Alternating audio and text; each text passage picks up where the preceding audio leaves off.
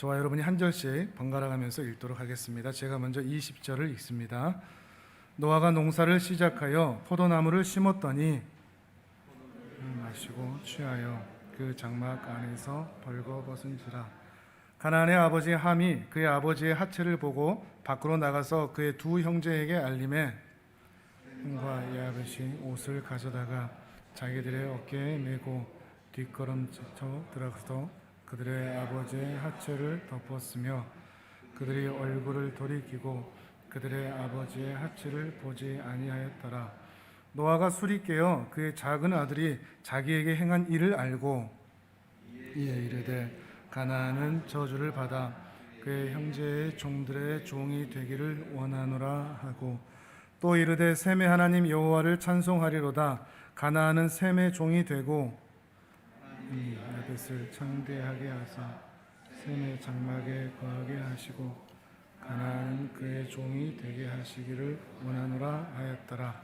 홍수 후에 노아가 350년을 살았고 그의 나이가 950세가 되어 죽었더라. 아멘. 성경을 보다 보면 꼭 이런 것들을 좀 적어 놓아야 했을까, 기록해 놓아야 했을까, 삭제했어도 되지 않을까? 기적 같은 거, 이적 같은 거, 너무 신비한 거, 그런 것들은 믿기 힘든 거, 굳이 이런 것들을 기록해 놓으셔야 했을까라는 생각이 드는 본분들이 있고, 또 한편 좀 부끄러운 거, 좀 수치스러운 거, 이런 건 좀 삭제해놔도 기독교에 이게 먹물을 이렇게 뿌리는 일이 될 수도 있는 그런 내용들에 대해서 조금 아쉬운 부분이 있는 것 같습니다. 오늘 본문이 조금 그렇습니다. 굳이 이거 기록해 놓을 필요가 있나? 삭제했어도, 숨겨놨어도 되지 않을까? 너 할아버지가 술에 잔뜩 취했다고 그러죠. 그것도 인사불성이 되도록 자기의 옷을 다 벗었는데 그것조차도 인지하지 못하는 것인 것처럼, 심지어 자기가 술 취하여 벗은 것이 자기 자녀에게 기어있는 저주가 될 정도로 그런 영향을 미치는 그런 술 취함과 벌거벗음이 있는 것이죠. 충격적이면서도 부끄러운 사건이라고 할 수가 있습니다. 우리가 알아온 노아 할아버지, 그런 할아버지가 아니지 않습니까? 당대의 의인이며 온전한 사람이라고, 엄청난 홍수 속에서도 살아남은 사람이라고 해서 우리가 박수쳤던 그런 사람이 아닙니까? 근데 오늘 본문은 설교하기도 좀 민망하고 듣는 것도 좀 민망한 그런 내용이 아닐까 싶습니다. 그런데 모세는 이 창세기를 기록하면서 왜 이거를 숨기지 않았을까요? 기독교라는 종교를 유지하고 이 기독교를 확장시키고 신비하게 만들고 그리고 힘이 있는 종교로 만들고자 하면 이런 부분 빼도 되거든요. 성경에 그런 부분도 굉장히 많은데 왜 모세는 이 부분을 삭제하거나 숨기지 않고 그대로 드러냈을까요? 우린 여기서 성경에 기록하는 그 저자들의 목적과 의도를 좀 생각을 해볼 수가 있는데, 성경의 기록 목적은 기독교라는 종교를 유지하기 위한 단순한 경전이 아닙니다. 치장하기 위한, 또는 깨달음과 교훈을 주기 위한, 오히려 성경은 솔직합니다. 부끄러운 부분마저도, 때로는 사람들이 못 믿을 부분들마저도 솔직하게 있는 그대로를 기록한 성경의 이야기라는 것을 우리가 생각을 해볼 수가 있는 것이죠. 왜 그렇겠습니까? 하나님이 어떤 분이신지, 그리고 그 사건들을 통해서 인간이 어떤 존재인지, 인간의 참상, 우리가 사는 세상이 또 왜 이 모양인지를 그대로 보여주기 위한 그런 목적이 이 안에 담겨져 있을 것입니다. 그러니 성경은 인간의 약점, 단점을 숨기지 않고 삭제하지 않고 그대로 드러내고 있는 것이죠. 그 내용을 우리가 같이 한번 오늘 살펴보도록 하겠습니다. 홍수가 끝나고 이제 땅이 회복되고 하나님께서 은혜를 주셨습니다. 그 은혜를 주셨다는 것이 그의 일상 안에서 포도 농사를 지었는데 그 포도 농사에 소출이 나타났다는 것에서 은혜 주심을 확인할 수가 있습니다. 하나님께서 지금 은혜를 주신 것이죠. 1절과 2절에서 그 얘기를 하고 있지 않습니까? 하나님께서 은혜를 주셔서 포도 농사가 잘 돼서 포도주까지도 이렇게 먹을 수 있는 그런 은혜 주심이 있는 것이죠. 그런데 노아가 술에 취했습니다. 술 취함 그 자체가 죄인 것은 아닙니다. 술 취함 그 자체보다도 하나님께서는 이렇게 은혜를 주시고 계시는데 그 은혜를 날려먹고 있는 것, 이것이 오히려 죄가 되는 것입니다. 하나님은 은혜를 주시기 위해 일하고 계시는데 인간인 노아는 그 자리에서 술을 먹어 취하였으며 벌거벗을 정도로 심지어 자기의 자녀들을 저주의 길로 빠지게 하는 그런 일들을 행한 그 모습이 바로 죄라고 할 수 있는 것입니다. 술 취하여 벗은 그 모습 그대로 말이죠.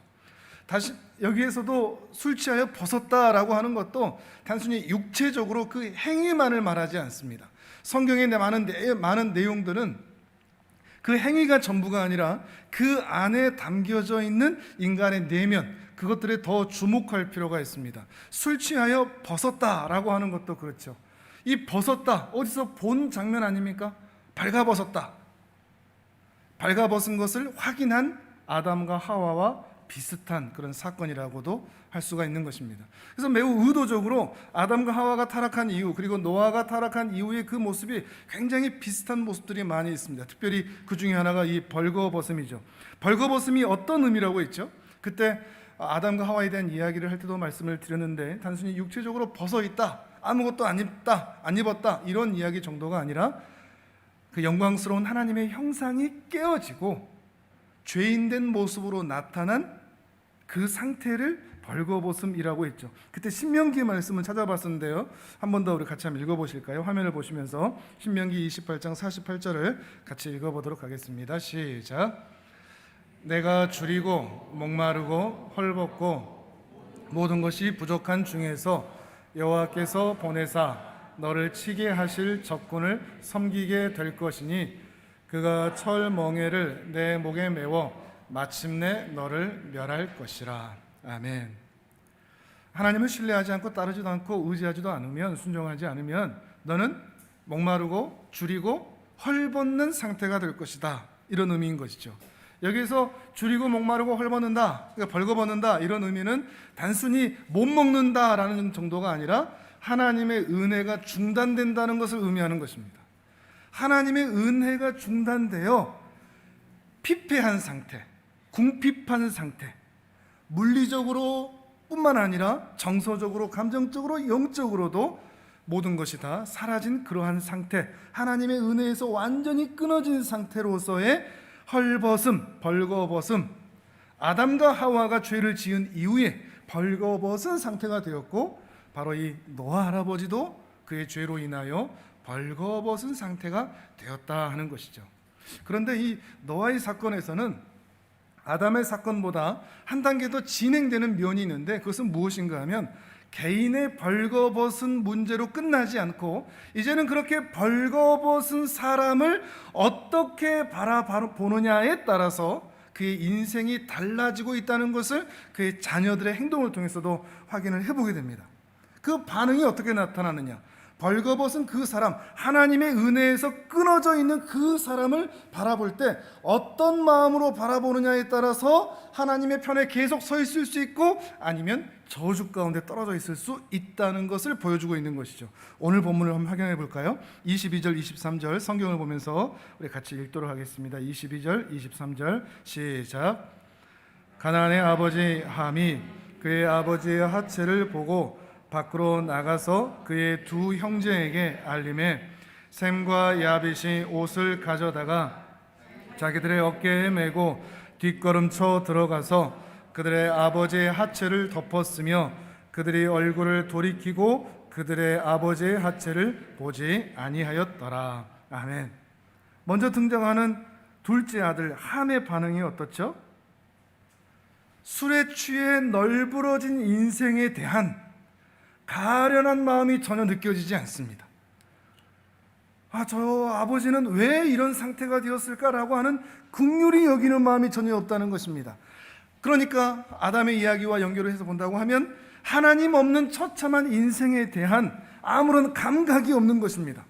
단순하게 그냥 그것을 그 사건 정도로 보고 그 수치를 다른 사람에게 알리기까지 하는 것이죠. 반면에 셈과 야벳은요, 단순히 술 취하여 벌거벗은 사람을 덮어준 정도가 아니라 하나님의 은혜에서 중단된, 단절이 된 그 인생을 불쌍히 여기고 그 궁핍함이나 결핍을 직면하거나 정죄하거나 비난하거나 고발하지 않고 오히려 가려주고 있다는 것을 확인할 수가 있는 것입니다. 마치 하나님께서 벌거벗은 그들을 가죽옷으로 덮어주셨듯이, 아담과 하와를 덮어주셨듯이, 가려주셨듯이, 바로 이 셈과 야벳은 하나님을 닮은 자리로 서서 그 가련한 인생을, 그 비참한 인생을 덮어주고 있다라고 우리가 해석할 수가 있다는 것입니다.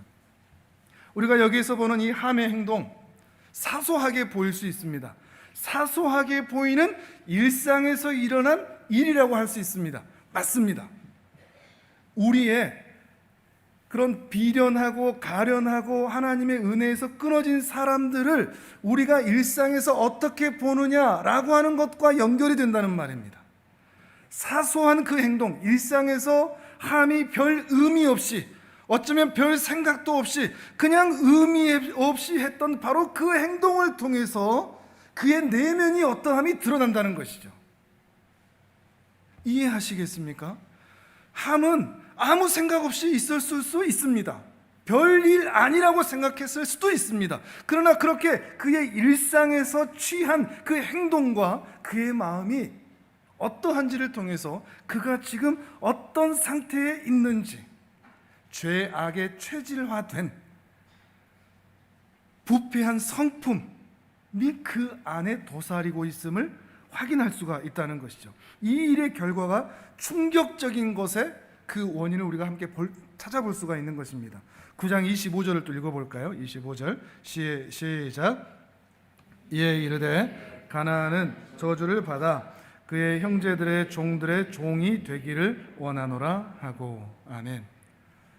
이 저주를 받았다면, 함의 실수가 그냥 사소한 것이라면 저주를 받을 수가 없는 것이죠. 그러나 그 일상에서 행했던 사소한 행동 자체가 그가 바로 죄의 행동이 포함되어 있기 때문에 저주와 연결될 수밖에 없다는 것을 확인하는 것입니다. 근데 여기서 조금 애매한 것이 왜 가나안이 등장하는가 하는 것입니다. 함의 아들이 가나안이거든요. 실제 죄를 범한 것은 가나안인데 여기서는 지속적으로 가나안의 아비, 가나안의 아비, 가나안의 아비 그러면서 가나안이라고 얘기를 하고 있는 것입니다. 그 이야기는 함이 실수를 했다고 할지라도 그의 실수로 말미암는 저주가 그의 자손들, 후손들에게도 계속 이어지게 된다는 것을 말하고 있는 것입니다. 그러면서 셈과 야벳의 종이 된다고 표현을 하고 있습니다. 종이 된다고 하는 것은 단순히 사회적 신분으로서의 노예를 말하는 것 같지는 않습니다. 왜냐하면 실제로 뒤에 족보들을 보면 그 이후에 강대국들이 대부분 함의 자손들이었습니다. 함의 자손들이 그 이후 세대의 강대국들이었다면 여기에서 이 종이라는 것은 노예로서의 종을 말하는 것이 아니라 뒤이어 설명되는 셈과 야벳의 후손들이 받는 복과 대비되는 하나님의 은혜와 복에서 떨어져 나간 상태로서의 종, 이것을 말하는 것 같습니다. 어떤 복을 받는지 볼까요? 9장 26절 27절 또 같이 읽어봅니다. 시작. 또 이르되 셈의 하나님 여호와를 찬송하리로다. 가나안은 셈의 종이 되고 하나님이 야벳을 창대하게 하사 셈의 장막에 거하게 하시고 가나안은 그의 종이 되게 하시기를 원하노라 하였더라. 아멘. 여기서도 셈의 하나님 여호와를 찬송한다라고 표현을 하고 있는데 매우 독특한 표현입니다. 왜냐하면 하나님을 어느 특정인의 하나님이라고 부른 것의 최초거든요. 그러니까 아브라함의 하나님, 이삭의 하나님, 야곱의 하나님, 어떤 누구누구의 하나님이라고 부른 것의 최초가 누구냐? 바로 이 셈이라는 것이죠. 하나님의 은혜에서 끊어진 그 한 사람을 불쌍히 여긴 그를 향한 하나님의 은혜의 선언인 것입니다. 지난주에도 그런 말씀 드렸죠. 언약, 약속의 표현, 언약의 표현. 하나님이 그의 하나님이 되고 그는 하나님의 백성이 되는 그 언약의 표현이 바로 셈의 하나님이라는 것이죠. 그러니까 이제 앞으로는 하나님께서 언제나 셈의 하나님이 되어주시겠다. 그렇게 긍휼한 마음을 가지고 있었던, 가련한 인생을 향하여 긍휼한 마음을 가지고 그의 죄를 덮어주었던 그에게 나는 이제 영원히 너의 하나님이 되겠다. 그리고 너의 후손들도 나를 나의 하나님이라 부르게 될 것이라. 이런 표현이 담겨져 있는 것이죠. 여기까지가 이제 오늘 본문의 해석이라고 한다면요. 근데 그 다음 우리가 계속 던져야 할 질문이 있죠. 그래서 어떻게 살라는 말이냐? 이게 또 당연히 붙어야 되지 않겠습니까? 그래서 우리는 이제 이 본문을 토대로 어떤 삶을 살아야 한다는 말인가? 요한계시록 말씀을 같이 한번 보겠습니다. 이것도 화면을 보시죠. 요한계시록 라오디게아 교회에 보낸 편지가 있는데 여기서 벌거벗었다 이런 표현이 있거든요. 3장 17절 18절을 같이 읽도록 하겠습니다. 시작. 내가 말하기를 나는 부자라 부요하여 부족한 것이 없다 하나 내 곤고한 것과 가련한 것과 가난한 것과 눈먼 것과 벌거벗은 것을 알지 못하는도다. 내가 너를 권하노니 내게서 불로 연단한 금을 사서 부요하게 하고 흰옷을 사서 입어 벌거벗은 수치를 보이지 않게 하고 언약을 사서 눈에 발라 보게 하라. 아멘. 요한계시록에 등장하는 이 라오디게아 교회는 독특한 특징이 있는데 그것은 혼합된 신앙을 갖고 있다는 것입니다. 기독교 신앙을 가지고 있습니다. 그래서 하나님을 믿고 예수님을 믿고 하나님께 예배하고 있습니다. 그런데 또한 세속적인 종교성도 갖고 있습니다. 소위 잘 되는 것, 잘 나가는 것. 왜냐하면 이 라오디게아 교회는 부요한 곳이었거든요. 이들도 부요하고 부족함이 없는 상황에서 신앙생활을 하고 있는 것이죠. 우리가 인생의 경험을 통해서 알듯이 부요하면, 부족하면 자기 자신을 살피지를 않습니다. 그래서 이 정도면 괜찮은 것 아니야? 이 정도면 신앙생활 잘하고 있는 거 아니야? 라고 하는 생각 때문에 무엇을 하지 않느냐? 자기 자신의 신앙을 제대로 살펴보고 점검해 보지를 못합니다. 나는 괜찮다. 우리 교회는 괜찮다. 우리 집은 괜찮다라고 생각하면서 자기 자신이 괜찮다라고 생각하는 거죠. 그런데 17절에서 얘기하듯이 예수님의 평가는 완전히 다른 겁니다. 너희들 곤고하고 가련하고 가난하고 눈이 멀었고 벌거벗었어. 주님의 평가와 자기 자신의 평가가 이렇게 다른 겁니다. 근데 부요하다 보니까, 부족한 게 없다 보니까 자기 자신이 괜찮다고 생각하면서 철저히 자기 점검을 하지 못하고 있는 것입니다. 이들에게 예수님께서 말씀하시는 것입니다. 너희의 벌거벗은 수치 그거 확인해, 점검하라는 것이죠. 너희가 지금 하나님 앞에서 어떤 마음으로 살고 있는지, 오늘 본문과 연결을 시킨다고 하면 일상에 나타나는 너희의 사소한 언어 행실, 말과 행동과 사람들과의 관계에서 너희의 모습이 벌거벗은 수치를 가지고 있는 그 사람들을 어떻게 대하고 있는지, 무시하고 정죄하고 고발하고 비난하고 있는지, 아니면 그들을 덮어주고 가려주고 있는지, 너희의 사소한 일상의 행동들을 점검해서 너희가 지금 어디에 있는지 확인해라. 이런 말씀이 된다는 것입니다. 라오디게아 교회는 자신들이 괜찮다고만 생각했지 자신의 실상을 확인하지를 못했습니다.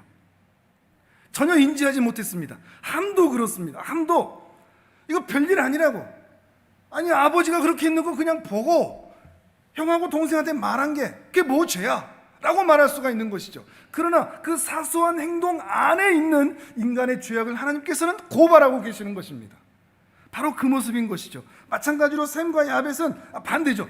반대로 셈과 야벳은 그의 일상에서 아버지가 그렇게 있는 모습을 가만두지 못하고, 가만 보지 못하고 덮어주어야만 하는, 가려주어야만 하는, 마치 마태복음 25장에 등장하는 양과 염소에 비유해서 둘 다 내가 어떻게 했는지는 몰랐거든요. 이 양들은 자신들이 하나님의 은혜 가운데서 만나는 수많은 가난하고 굶주리고 헐벗는 사람들을 우리가 언제 섬겼어요? 라고 말하는 자들이었거든요. 그렇듯이 이 셈과 야벳도 그 일상에서 아무렇지 않게 그렇게 덮었을 수 있습니다. 그런데 하나님께서는 그것을 향해서 복을 선언하신 것입니다. 내가 이제 너의 하나님이 되겠다, 이런 표현을 하고 계시는 것입니다. 그러니 오늘 말씀을 통해서 우리는 에이 저 노아 저거 안 되겠네, 함 저거 안 되겠네, 셈과 야벳이 뭐 그랬다고로 끝나는 게 아니라 우리 자신을 살필 수 있어야 됩니다. 나의 일상의 사소한 행동은 어떻지? 무의식 가운데서라도 나오는 나의 모습은 그렇게 가난하고 굶주리고 헐벗는 사람들을 향해서 그냥 무시하고 지나가 버리고 때로는 정죄하고 비난하는가? 아니면 가련하고 안타깝고 뭐라도 하나 나눠주고 싶은 그런 마음으로 그들의 수치와 벌거벗음을 덮어주는 나의 일상인가 하는 것을 점검해야만 한다는 것입니다. 다만 여기에서 덮어준다라고 하는 것은 가려준다는 것이지 치료하거나 해결한다는 것은 아닙니다. 그렇죠?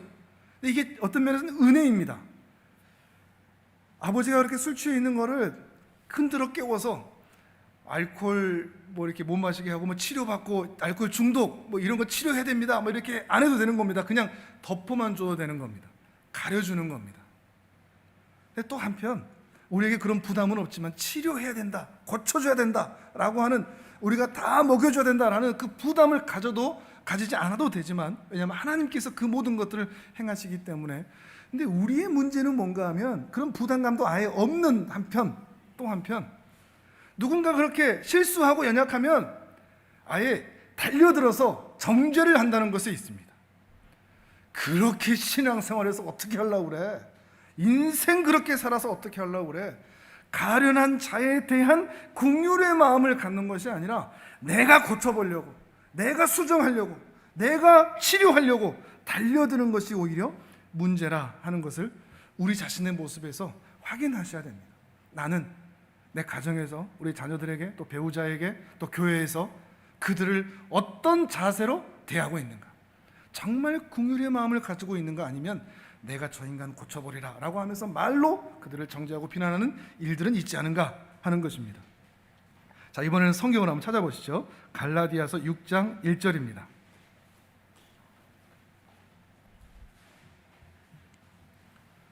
갈라디아서 신약성경 308페이지쯤에 있습니다.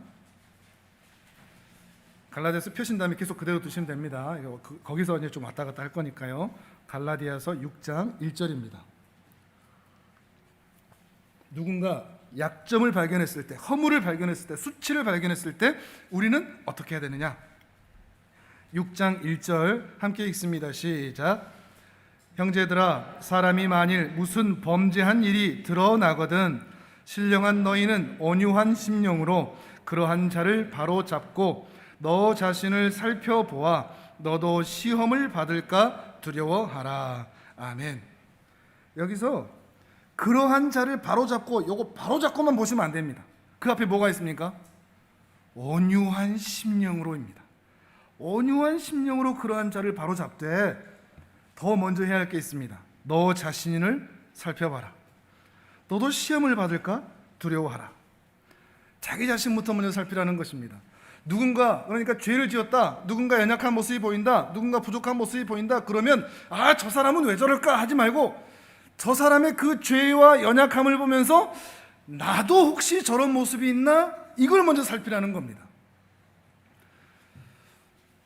누군가를 정죄한다는, 비난한다는 그 이면에는 어떤 마음이 있는가 하면, 인간 안에, 자기 자신 안에 자기 자신은 그렇게 평가해도 괜찮은 사람인 것처럼, 그리고 자기 자신은 그 평가에서 완전한 사람인 것처럼,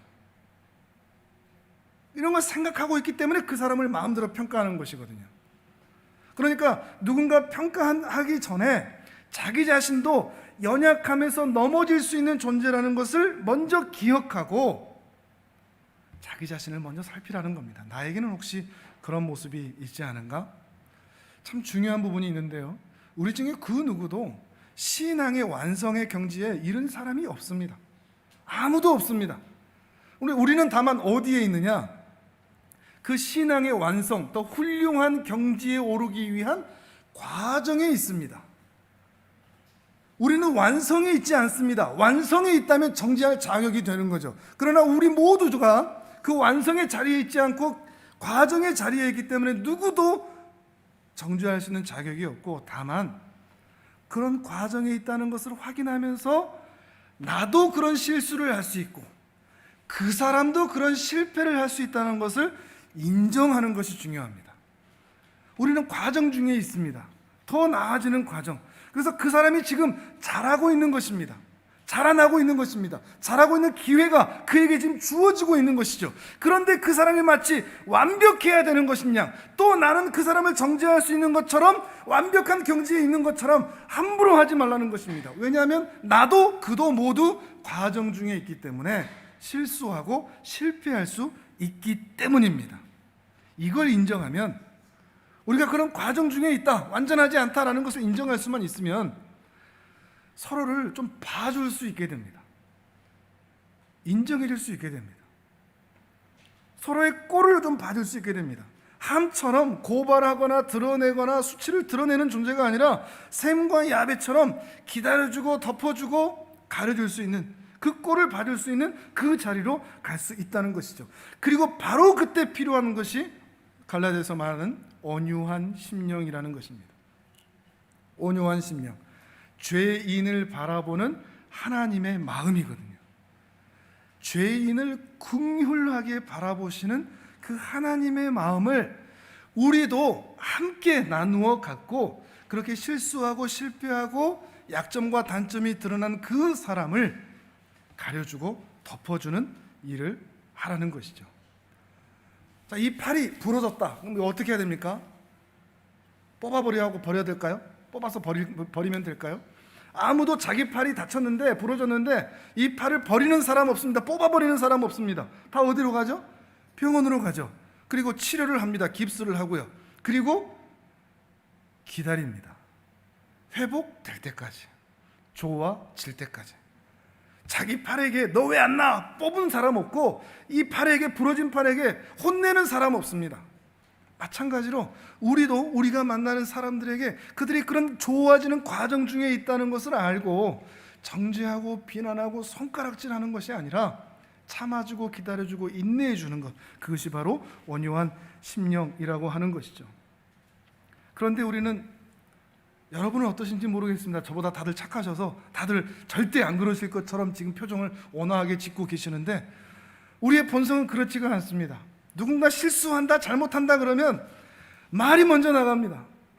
그래서 정죄하기 빠르고 혼내기 빠르고, 왜 그러냐, 그렇게 인생을 살아서 되겠느냐부터 해서 그렇게 신앙생활을 해도 되겠느냐, 정신이 있느냐 없느냐라는 말들을 우리는 참 많이 합니다. 이게 우리의 죄인된 본성인 것 같습니다. 이러면 안 된다는 거 우리는 모두가 다 알고 있습니다. 그러나 우리도 알지 못하는 사이에 우리의 본성으로 나아가는 말은 늘 악한 말, 정죄하는 말, 혼내는 말, 이런 말들이 주가 된다는 것이죠. 여러분의 말을 책으로 이렇게 만든다면 여러분의 이웃들에게 좀 나눠주실 수 있는 분 계십니까? 내 말 다 기록해놨어. 아니면 생계를 다 내려놓고 그 책들 수거하는데 온 인생을 바치시겠습니까? 아마 자신 있는 분은 아무도 없을 것입니다. 오늘 우리의 말을 잘 살펴보십시오. 내 말의 상태가 어떠한지. 늘 꼬인 상태에 있는 사람들은 다른 사람에게 꼬인 말이 참 많이 나갑니다. 또 마음에 분노가 있는 사람들은 순간순간 분노가 치솟고 소리가 나고, 늘 자랑하고 싶은 마음이 있는 사람들은 자기의 것을 막 자랑하는 말들을 막 합니다. 안에 그 분노가 있는 사람들은 또 포악한 말을 하기도 하고요. 부정적인 생각이 자리 잡은 사람들은 비관하는 말을 굉장히 또한 많이 하기도 합니다. 말은 우리 내면의 상태를 잘 보여주는 것입니다. 여러분의 말, 언성, 톤, 이런 것들을 살피면서 자기 자신을 잘 살피라는 것입니다. 내가 지금 어떤 상태에 있는지. 그냥 막연하게 나 괜찮아, 나 잘하고 있어라고 생각하지 말고 여러분의 삶의 사소한 행동들 하나하나를 잘 살피면서 내가 지금 어디에 있는지 살피고 점검하라는 것이죠. 많은 교회는 아니지만 어려서부터 이렇게 교회들을 다녀보고 또 신학을 하면서 사역을 하면서 다녀볼 때 교회 안에 제일 처리 안 되는 문제가 이 말이었던 것 같습니다. 이 교회 안에 말이 뭐가 이렇게 많은지, 뒷담화는 기반이고 앞담화도 막 있으니까요. 앞에 대놓고도 막 신앙생활 그렇게 하면 되느냐부터 해가지고 뭐 잘하네 못하네, 전도를 하네 마네, 기도를 하네 마네, 헌금을 하네 마네, 봉사를 이러네 저러네 라고 하면서 앞에서 뒤에서. 제가 어떤 최근에 사역했던 한 교회에서 한 권사님이 그런 얘기를 하시는 거예요. 전도를 갔다 오고 나서 한 명이 딱 나가면 그 한 명에 대해서 계속 막 저 권사님 말이야 뭐 이러면서 다들 얘기한다는 거예요. 그러니까 동시에 헤어집니다.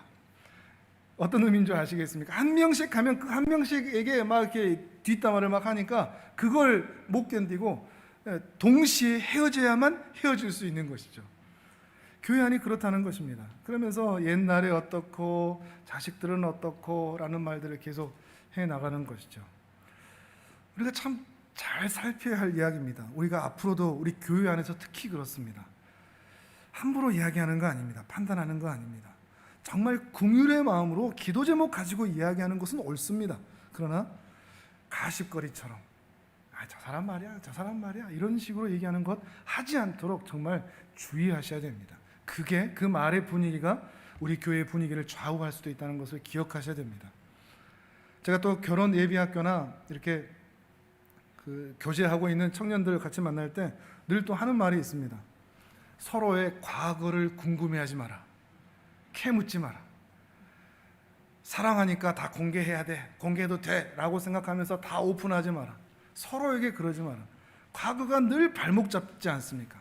현재에 충실하고 현재 서로 사랑하면서 그 과거가 드러나도 옛날에 뭐 누구랑 어디를 갔어부터 해갖고 어떻게 했어 뭐 이런 얘기들 전혀 생각하지 말고 부족한 점, 연약한 점이 있으면 가려주고 덮어주라 이런 얘기를 참 많이 했던 것 같습니다. 셈과 함이 그랬다는 것입니다. 이들은 아버지의 부끄러움을 옷으로 가려 주었습니다. 마치 하나님께서 아담과 하와에게 그렇게 해주셨던 것처럼 말이죠. 이들이 부끄러워서 무화과 나무 잎으로 옷을 해 입었지 않습니까? 근데 하나님께서 가죽 옷으로 바꿔주셨거든요. 왜 바꿔주셨을까요? 오래 입으라고. 1차적으로는 그렇죠. 오래 입으라고. 나뭇잎으로 해봐야 바람 한번 불면 뭐 싹 날아가니까 뭐 이브나 마나 아닙니까? 가죽 옷은 오래 입을 수 있죠. 오래 가리고 숨기고 덮어주고 하라는 것이죠.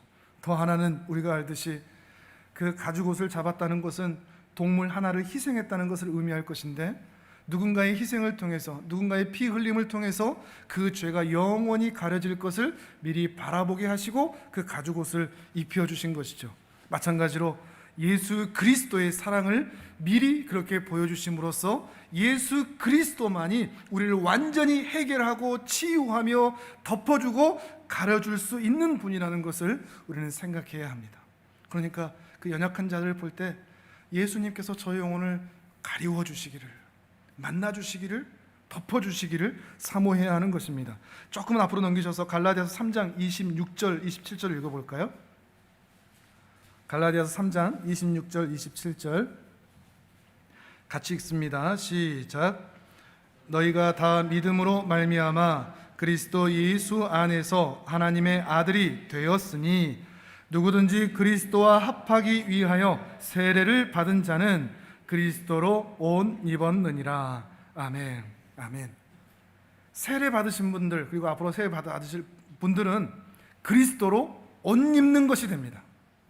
예수로 옷 입는 것이 되는 것이죠. 흰 옷을 입는 것입니다. 여러분 아침마다 옷을 입으시죠? 옷 입을 때마다 벌거벗은 나 자신의 모습을 보면서 내 몸매가 어떻다라고 생각하기 전에 내가 참 가련하고 불쌍한 죄인이다, 이렇게 옷을 벗으면 아무것도 아닌 인생이구나 하는 것을 생각하는 겁니다. 그리고 옷을 주섬주섬 하나하나 입을 때마다 주님 오늘도 나를 가려주십시오. 내 약함을 가려주십시오. 내 부족함을 덮어주십시오. 그래서 내게서 나가는 일상의 말이 예수님이 말이 나오게 해주시고 내 일상에서 내가 만나는 사람들에게 긍휼의 마음을 가질 수 있도록 해주십시오. 이런 마음으로 여러분 옷을 입으셔야 되는 것입니다. 그런 은혜가 있기를 바랍니다. 아침에 옷을 입을 때마다 말이죠. 예수 그리스도로 옷 입는다. 그게 어떤 의미일까요? 예수님께서 나를 덮어주신다. 어떤 의미일까요? 그것은 그리스도 예수의 마음을 갖는 것을 말하는데 조금만 또 뒤로 넘기셔서 빌립보서 2장 5절에서 8절까지를 같이 읽어보겠습니다. 예수로 옷 입는다. 그리스도 예수로 옷 입는다는 것은 어떤 의미일까? 빌립보서 2장 5절에서 8절입니다.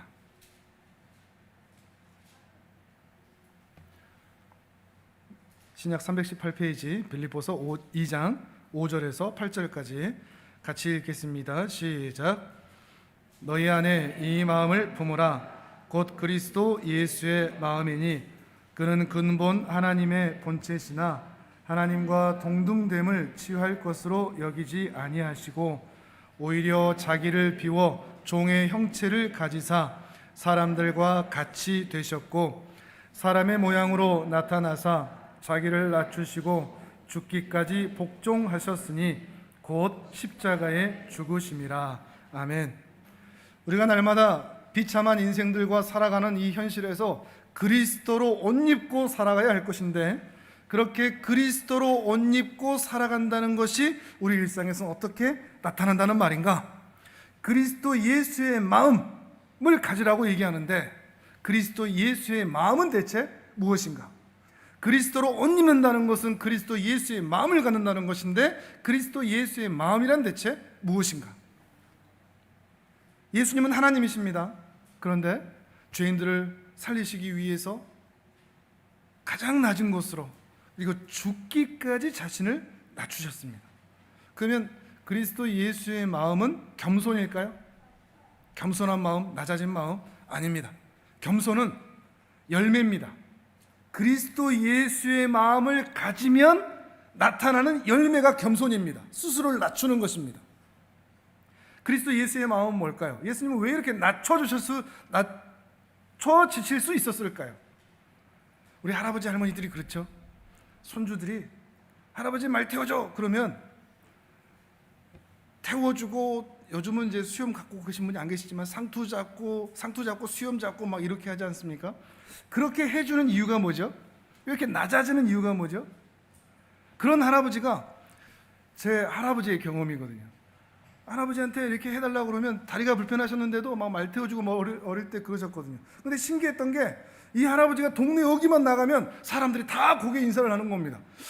이 할아버지는 내 말인데, 근데 왜 사람들이 다 고개를 숙이고 인사하지? 이 할아버지가 나를 어떻게 하셨기 때문에 그렇게 나에게만은 낮춰주실 수 있었죠? 사랑하기 때문이죠. 그리스도 예수의 마음은 사랑입니다. 사랑하면 낮춰줄 수 있는 것입니다. 사랑하기 때문에 낮춰줄 수가 있었던 것이죠. 그리스도 예수의 마음, 그 마음은 진실로 사랑하는 마음으로 그들을 대하는 것입니다. 그런데 이상합니다. 왜냐하면 예수님께서 우리를 사랑하시긴 하시는데 우리가 사랑받을 만한 존재가 아니기 때문입니다. 우리는 당연히 하나님 우리를 사랑하시겠지 하지만 우리가 죄인이라는 것을 의식하지 않은 것입니다. 물론 아담과 하와가 죄 짓기 전에는 우리가 사랑받을 만했습니다. 죄가 없으니까. 근데 하나님은 죄를 사랑할 수가 없는 분이십니다. 그런데 우리 안에 죄의 문제가 해결되지 않았기 때문에 하나님은 우리를 진노로 보실 수밖에 없습니다. 어느 정도의 진노냐? 그 아들을 십자가에 죽일 수밖에 없었을 만큼의 진노가 우리에게 있었습니다. 우리는 사랑받을 만하지 않습니다. 사랑스럽지가 않습니다. 근데 왜 예수님은 우리를 위해서 죽기까지 사랑을 행하신 것이죠? 우리가 사랑받을 만해서 주님이 우리를 사랑하신 게 아니라 우리가 사랑받을 만하지 않는데 우리를 사랑하기로 작정하셨기 때문입니다. 의지적으로. 하나님은 천지를 창조하실 때 아담과 그의 후손들이 죄를 지을 것을 알고 계셨습니다. 알고 계셨어도 사랑하기로 작정하셨기 때문에 창조를 계속 이어갈 수가 있었습니다. 지난 시간에 말씀드렸듯이 홍수 때 이 인간을 싹 쓸어버리고 새 인류로 만들자 할 수 있었음에도 불구하고 그렇게 하지 아니하시고 8명이나 남겨두신 이유는 사랑하기로 의지적으로 작정하셨기 때문에 우리를 구원해 주셨던 것입니다. 바로 이게 그리스도 예수의 마음입니다. 사랑스럽지 않은데도 사랑하기로 작정하는 것, 의지적으로 사랑을 행하는 것. 언젠가 우리가 공동체 안에서 이런 이야기를 나눈 적이 있죠. 사랑스럽지 않아도, 당신이 사랑스럽지 않아도 당신을 사랑할게요. 이 말이 참 어려운 말입니다. 우리 옆에 계신 분들에게 이렇게 인사 한번 하실까요? 당신이 사랑스럽지 않아도 당신을 사랑할게요. 시작.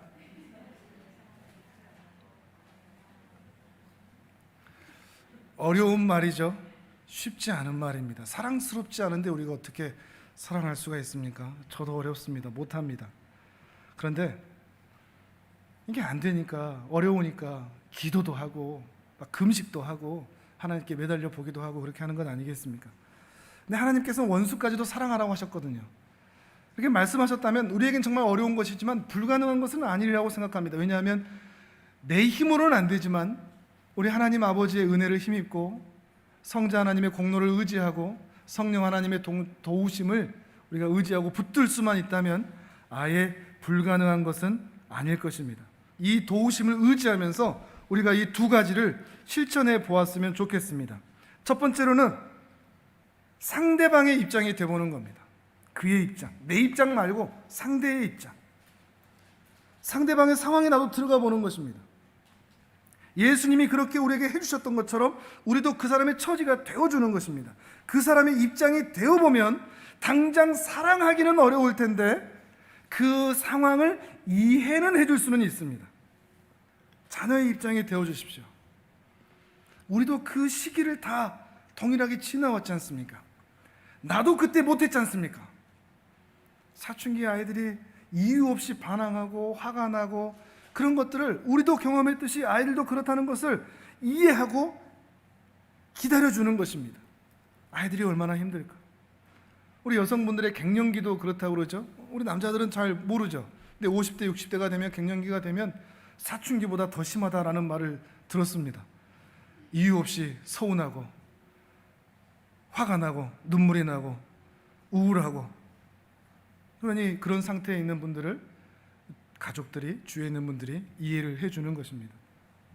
내가 볼 때는 저 사람 별로 힘든 것 같지 않고 내가 더 훨씬 힘든데 그 사람이 힘들다면 힘든 겁니다. 이 마음을 가질 필요가 있습니다. 우리 모두가 지금 더운데 어떤 한 사람이 혼자 춥다고 그럽니다. 그러면 추운 겁니다. 어떻게 추워? 할 게 아니라 나 지금 추워요. 그러면 우리 모두가 다 추운 사람을 춥다고 인정해 주는 것입니다. 그 사람이 힘들다고 하면 힘들다는 것을 인정해 주되 나하고 똑같이 힘들다, 내 수준처럼 힘든가 보다 라고 이해해 주는 것. 말도 마, 내가 더 아파, 이 말 하지 말고 그 사람의 아픔 인정해 주고 이해해 주는 것입니다. 이것이 그 사람을 이해해 주는 중요한 방법이라는 것입니다. 두 번째 방법은 함께 할 날이 오래지 않을 수 있다 생각하는 겁니다. 내 옆에 있는 사람이 다음 주일날 못 볼 수도 있습니다. 안 나올 수도 있습니다. 너무 극단적일까요? 근데 우리 주변에서 이제 큰 병을 갖거나 또 수술을 해보거나 큰 사고를 당해보신 분들, 그 주변에서 한 분씩 먼저 세상을 떠나는 분들을 볼 때마다 죽음이 그렇게 멀지 않다라는 것을 우리 확인하지 않습니까? 내 옆에 있는 사람이 마음에 안 드는데 그 사람이 다음 주에 보이지 않을 수도 있다라는 생각을 하면 그 사람을 오히려 이해해 줄 수가 있게 되는 겁니다. 나중에 그 사람이 떠났다라는 얘기를 듣고 아이고 있을 때 잘할 걸 껄껄껄 할 것이 아니라는 것이죠. 정말 있을 때 잘해야 하는 것입니다. 우리 사소한 일상의 현장에서 이 사랑을 보이는 것입니다. 조금만 뒤로 넘기셔서 빌립보서 4장 5절을 같이 읽어보겠습니다. 4장 5절 같이 읽습니다. 시작. 너희 관용을 모든 사람에게 알게 하라. 주께서 가까우시니라. 아멘. 주님 오실 날이 멀지 않습니다. 여러분이 주님을 만날 날도 그렇게 멀지 않습니다. 그 기간 동안 여러분의 관용을 베풀어 주십시오. 사도 바울이 그것을 우리에게 요청하고 있는 것입니다. 옛날 어떤 엄마를, 이제 성도님이셨는데 그분을 만났는데 그분이 아들이 옷 입는 게 너무 마음에 안 드는 겁니다. 좀 깔끔하게 정장 스타일로 이렇게 입었으면 좋겠는데 아들이 이 힙합 스타일 좋아해서 모자 이렇게 삐뚤하게 쓰고 펑퍼짐한 옷 입고 이렇게 다니는 것입니다. 그것 때문에 계속 싸우는 거죠. 근데 이 엄마가 어떤 교육 받으러 이렇게 갔는데 또 이런 얘기를 하면서 그 상대 교육해 주시는 분이 그런 얘기를 했다고 합니다. 만약에 아들이 죽는다면 아들에게 어떤 옷을 입혀 주시겠습니까? 엄마가 원하는 정장 입히시겠습니까? 아니면 아들이 원하는 그 힙합 스타일 입히시겠습니까? 뭘 입혀야 되겠습니까? 여기서도 엄마가 원하는 거 해야 되겠습니까? 아니면 아들이 그토록 원하던 것 해주겠습니까? 이 엄마가 그때 깨달은 거죠. 죽어서 아들이 원하는 거 입혀줘봐야 무슨 소용이냐. 살아서 입혀줘야지. 그러면서 그 이후로 이 엄마가 아들하고 싸우는 게 많이 줄었다는 이야기를 들었습니다. 근데 그 이야기를 들으니까 그런 상황이 진행되니까 이제 아들도 엄마가 이해해 주니까 자신도 엄마를 이해하기 시작하면서 옷 스타일이 좀 바뀌어가는 것이죠. 강대강으로 요구하고 이렇게 하면, 관철시키려고 하면 절대 이루어지지 않는 것 같습니다. 상대를 이해해 주고 기다려주고, 살아있을 때, 내 옆에 있을 때 내가 잘하자, 기다리지 마십시오. 이런 시간을 기다리지 마십시오. 오히려 기회가 있을 때, 우리에게 시간이 있을 때 하루라도 빨리 먼저 사랑을 하는 것이 은혜라는 것입니다. 맨날 강도 같은 말만 하고 강도 같은 행동을 하면 아유 저 강도 같은 사람 그러죠. 맨날 천사 같은 말을 하고 천사 같은 행동을 하면 와 천사 같은 사람 이런 말을 하죠. 예수님의 말을 하고 예수님의 행동을 하면 야 정말 예수님 같은 사람이다 이렇게 말을 할 것입니다. 여러분이 정말 예수님 같은 사람들이 되시면 좋겠습니다. 예수님 같은 사람이 되셔서 여러분 주위에, 우리 주위에 얼마나 많은 그 헐벗고 굶주리고 목마르고 괴로워하고 단절되고 피폐한 그들이 있을 것인데, 그들에게 사랑을 전해주실 수만 있다면 그들이 그 사랑을 먹고 다시 일어나 하나님의 자녀로 거듭나는 그 은혜가 있지 않겠습니까? 여러분은 강도 같은 사람 되지 마십시오. 함 같은 사람 되지 마십시오. 특별히 여러분이 기독교인으로서, 우리 그리스도인으로서 여러분이 만난 사람들에게 예수님 같은 사람으로 그 사랑이 드러나는 아름다운 복된 인생 되시기를 주님의 이름으로 축복합니다. 함께 우리 기도하겠습니다.